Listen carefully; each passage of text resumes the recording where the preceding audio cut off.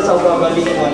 Pero dili kay nila mapakita ilang kagalingon sa laing tao, sa mga bagong bisita, sa mga especially sa mga kauban nila na mga workshop o kung ba mga dapat na maipatong sila about sa pagpapaglatingin. So wala dyan eh.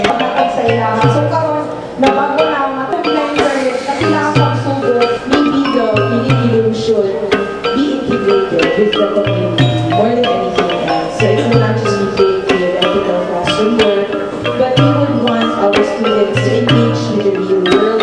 So although the curriculum was designed to be responsive to the needs of the community. Estudyante pag-aaral na kayo na magbago kayo ng presentations, no, nga mga voices sa community, nadala kayo sa isang small na crowd. Kasi na nakudal ko nila ang pakali. Hindi pa ikon min, hindi pa ito ako. So it's a change for both parties, improvement for both parties. So yun siya, hindi ka, you don't push something na hindi sustainable.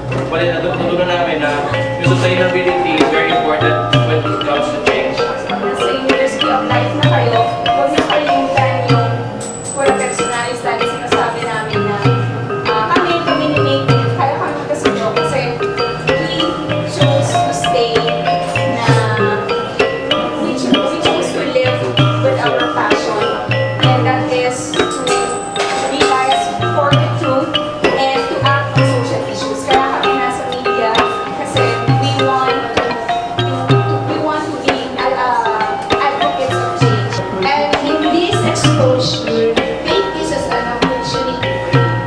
First, an opportunity to thank God that you are so blessed.